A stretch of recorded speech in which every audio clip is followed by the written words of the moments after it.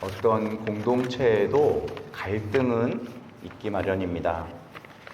부부 간의 관계도 그렇고, 부모 자식 간의 관계도 그렇고, 교회 공동체도 그렇고, 또 일반 직장도 그렇고, 공동체라면 갈등이 있을 수밖에 없다는 것을 받아들여야 해요.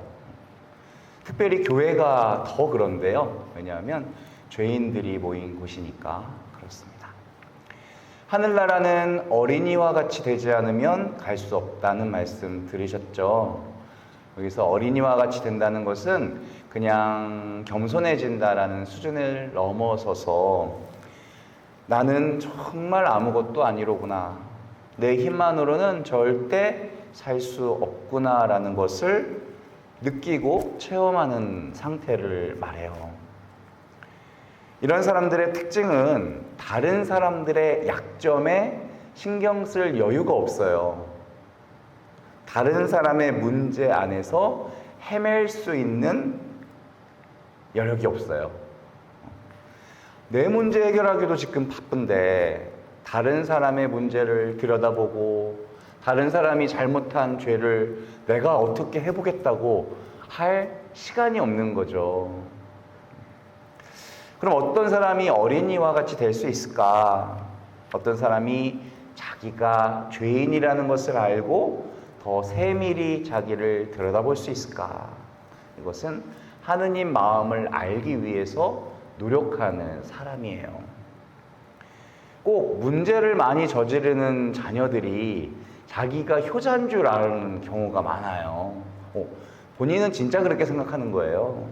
그런데 진짜 효녀, 효자는요, 항상 부모님께 잘못한 것 같고, 항상 자기가 못해드렸다고 생각해요. 자기를 불효자라고 생각하는 사람들이 효자인 거죠. 공부도 마찬가지입니다. 공부를 못하는 친구들은 이 정도면 되겠지 하면서 나가 놀아요. 하지만 공부 진짜 잘하는 친구들은 하면 할수록 공부할 게 더 많아져서 자리를 뜨지 못하는 거예요. 신앙도 똑같습니다. 예수님 앞에 가면 갈수록 내 안에 죄가 더 추하게 드러나고, 내가 얼마나 이기적이고 얼마나 나밖에 모르고 살았는지를 자꾸 알게 돼요. 그럼 어떻게 될까요? 다른 사람들과의 이런 모든 만남이 나를 돌아보는 기회가 되는 거예요. 예수님의 마음을 품고 사람을 대할 수 있게 되는 거예요. 그러면 남편이 나보다 더 나은 사람으로 보이게 되어 있어요. 내 아내가 나보다 더 나은 사람으로 보이게 되어 있어요. 겉으로는 멀쩡히 보여도 내 안에 얼마나 악한 생각들이 많고, 미사 때마다 성체를 받아 모시지만 변화가 되지 않고, 또 얼마나 유혹에 잘 넘어가는지를 깨닫게 되는 거죠. 오늘 말씀 15절을 보면, 내 형제가 너에게 죄를 짓거든 가서 단둘이 만나 그를 타일러라 라고 말씀하셨어요. 너의 형제래요. 우리 공동체 식구를 말하는 겁니다. 너에게 죄를 짓거든 단둘이 만나 타일러라. 근데 가만히 생각해 보세요. 지금 나한테 죄를 지었고요. 내가 상처받았고요. 내가 피해자예요.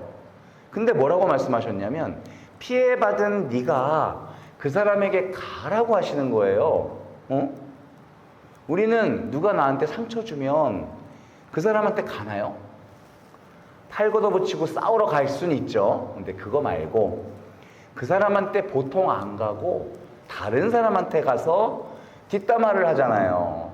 그럼 문제가 이제 더 심해집니다. 예수님께서는 이 관계 안에서 주도권이 누구에게 있는지를 분명하게 말씀하시고 계세요. 가해자에게, 힘 있는 사람에게 주도권이 있는 게 아니라 오히려 피해받은 사람. 신기하죠? 지금 내가 상처받았는데 상처받은 내가 이 관계에 주도권이 있다는 거예요. 자, 그럼 이 주도권을 가지고 가서 뭐라고 하면 되느냐? 우리는 보통 인간관계 안에서 나 전달법을 사용하라고 하잖아요. 자녀를 대할 때, 남편을 대할 때 나는 지금 마음이 이렇고 나는 지금 기분이 이렇고 그걸 차분하게 전달하면 듣는 사람도 아, 너의 마음이 그랬구나 라고 받아들일 수 있는데 너 전달을 하잖아요. 너는 왜 그러니? 너는 왜 항상 그 모양이야? 지금 이렇게 듣는 것만으로도 기분 나쁘잖아요. 가서 단둘이 만나 타이르라고 하는 것은 우리 관계 속에서 지금 내가 어떤 마음인지, 어떤 상처가 있는지, 지금 내 마음은 뭐 때문에 복잡한지 이런 것을 말하라는 거예요. 살다 보면 생각도 못했는데 어떤 사람이 찾아와서 지난번에 네가 나한테 그렇게 말해서 내가 마음이 많이 상했어. 이럴 때 깜짝 놀라잖아요. 내가 그런 말을 언제 했어? 너한테 한 말 아니야. 아, 나 그런 의도로 말한 게 아닌데? 이게 뭔지 아시죠? 가해자는 잘 모른다는 거예요.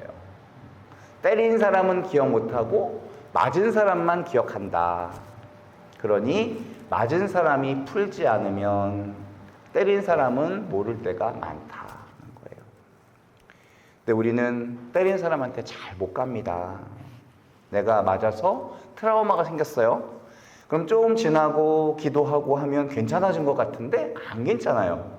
어느 순간에 그 사람이 웃는데 그 얼굴 표정만 봐도 기분이 확 잡쳐.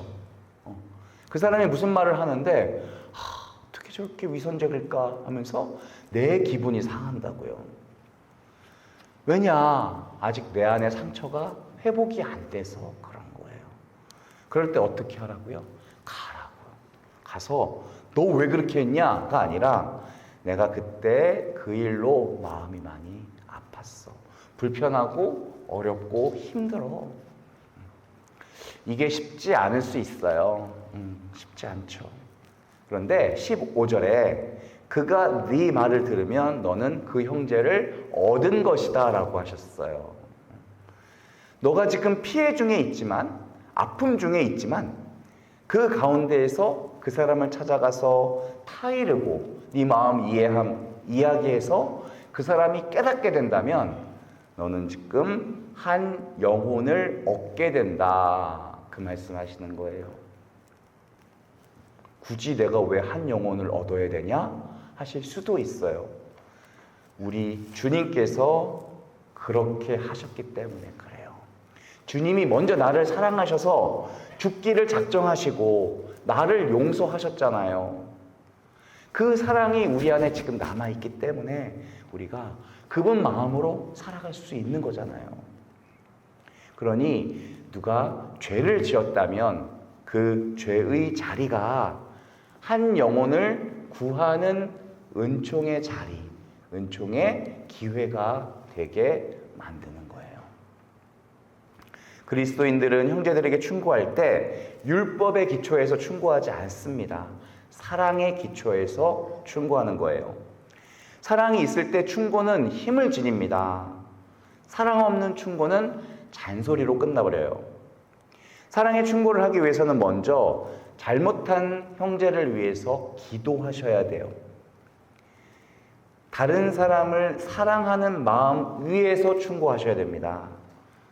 그렇게 기도하고 충고하면 잔소리가 안 되는 거예요. 왜냐하면 내가 기도하고 충고할 때 그거는 나의 충고가 아니라 예수님의 충고가 되기 때문에 그래요. 이 충고를 통해서 주님께서 잘못과 부족함을 채워주시는 은총을 베푸시는 겁니다. 오늘 복음에서 우리는 내 형제를 위해서 최선을 다해라 라는 말씀을 배웠어요. 비록 나에게 상처를 준 이웃일지라도 외면하지 말고 미워하지 말고 형제자매로 끝까지 대하는 노력을 하라. 우리를 위해서 모든 것을 내어주신 주님께서 내 형제들에게 더 큰 아량과 더 큰 인내와 더 큰 사랑을 베풀 수 있는 내가 될 수 있도록 주님께서 도와주실 것입니다. 아멘.